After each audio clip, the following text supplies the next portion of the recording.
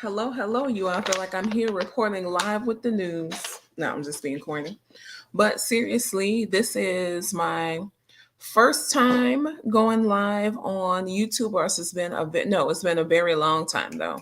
So, what I need you all to know is that there's been a little bit of a remix, a revamp of what's been happening here at Holistic Fluency. So, a lot of our content has been around communication, like the emotional intelligence side, which it still will be, but just know that also related into our mathematics space, right? Mathematics was really my background before. So teaching math, then I got more into cultivating and developing that emotional intelligence in adults and young people. But the reality is, it was happening in the math class before, just not on an island, right? It wasn't just emotional intelligence work. We were learning about ratios, proportions, and all the things too, but still all the emotional intelligence side. You also wanted to tell you about that, but then also as I talk to you about this overview of the communicating with our kids webinar, I just have a couple of reflections, takeaways, a couple of points for you. First, just know that parenting is a journey, right? This is my unofficial, official disclaimer. Okay. That parenting is a journey, and that it definitely, um, the reality is it's a group project. There's no other way to say it. You all, it's a group project. Some of you all, when you hear group projects and think about having to trust and rely on other people, you might get a splash of PTSD or start feeling like, oh, those are some of the worst days in school when we had to work as a group. But the reality is, whether or not it's a direct other person, even I'll say, because there are multiple points of influence that impact our young people, right? Some that we're aware of, some you may not be as aware of, but that they all control and have some input. They have some impact, I'll say, on their development. That's first and foremost, that unofficial, official disclaimer. But really just coming together to do and talk about the webinar because it takes a village. We need each other to do these things. And during the webinar, we actually talked about some very specific strategies. So, specific strategies that I have utilized in the classroom and obviously at home in my own motherhood. But over the years, you all, right, just having this feedback and conversations with all these different ages of young people. So I talk about it some, but my oldest kids are 28 this year, and my youngest kids, my kids also being my students, you all former students, are 11 this year. So I have oldest kids, middle kids, and youngest kids too, besides my personal child, my personal son.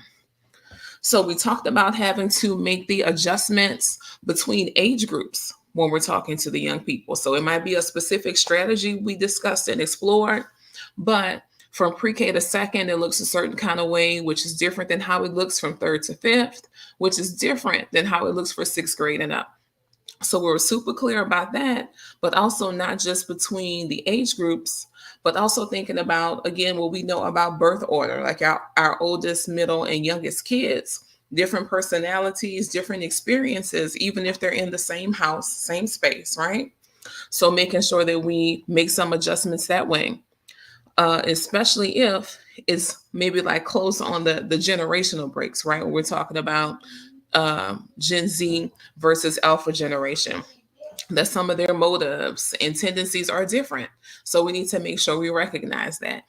But one thing that they do have in common, those two youngest generations, is that they're very literal. When we talk about them being very literal, we need to make sure we keep that in mind with our communication. And three things that I want to emphasize a little bit, just briefly, that we talked about. We dug really deep into them, but three ways that we can enhance and improve our communication with our young people. One is clarity. I just told you they're literal, making sure that we're super clear in our communication with them. No second guessing. What did you mean? It's taken a long time to get it out. Nope, nope, and nope. One being clarity. Two being correction. In our communication, we do have to correct our young people. We do. It is part of our responsibility. So we talk about best practices for that, things to consider, and timing. how all of that impacts correction. Okay, all of this, y'all we go deep in the webinar. Okay, and the third thing is just being calm.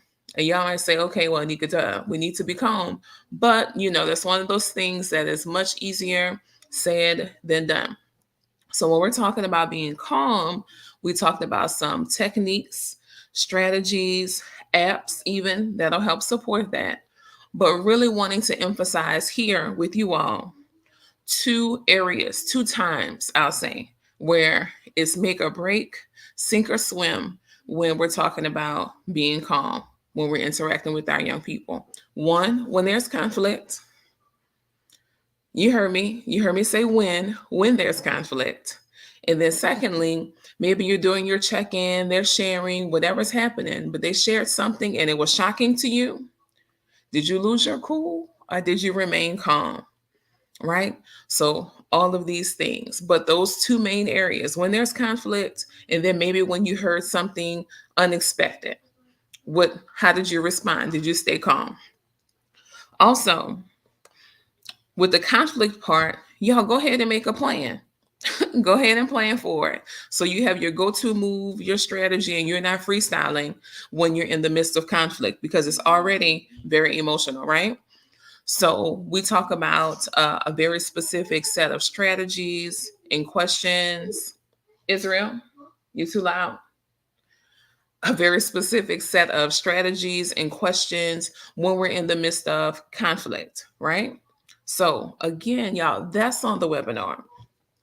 So this important reframe, I call it, if there's one more thing I really want to leave you all with, is just thinking about how it's really not up to us as their adults to qualify if something should be causing them pain, if they should be worried about it, concerned about it, right?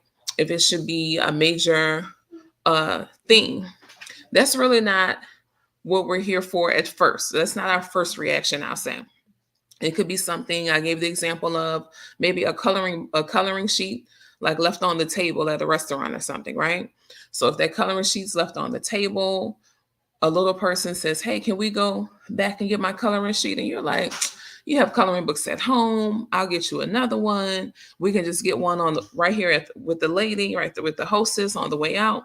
But in their mind, they were trusting you to help them get back to the thing that was important to them, to help them work through and process what was important to them. But we want to make sure and be careful to not be dismissive of what they're feeling in the time and what we can do to support them. So again, recognizing the emotion, letting them know, okay, I see, I understand, and whatever we can do within reason to help them work through that and then give them some tools. So the point being, not just trying to hurry up and give them some tools to help them work through, but giving them some tools after. The first thing being, I recognize, I see your emotion, connecting there. And that is a big deal in our communication with our young people. Sometimes we want to hurry them along. And in some cases, time can be a big hindrance. It can mess some things up if we're rushing too much. Okay. So just slowing down, especially with their processing through. And again, it not being on us to qualify for them at that time, if it's a big deal or not. Just working through that, slowing down some more. So some of you all are like, I mean, Anika, this webinar sounds amazing. Like I missed this because again, I've been talking to you for about 8 minutes. Y'all, the webinar, including question and answers from the audience, is 90 minutes worth of things. So it is full of strategies, it's full of resources, it's full of insight, reflection, perspective, all the things we want. Because again, y'all, this is a time of year where communication can get a little spicy. I'm gonna put it that way, between adults and their young people that they support, right, in all the different areas. So just wanting to be super careful and provide some resources and provide something that can be helpful to everyone, to the masses, all the different roles. If you're around a young person, this is for you. So if you click our link in the bio, our bio link, you'll see where you can access the Communicating with Our Kids webinar. And you'll get everything that they got. It won't be live, but you'll hear all the questions, you'll see all the visuals, all the things that went along with it. right? So again, y'all let us know if you have any questions. Can't wait for more and more people to really access and understand the value in this webinar. And we'll be back soon. We'll be back. Have a good one. Bye-bye.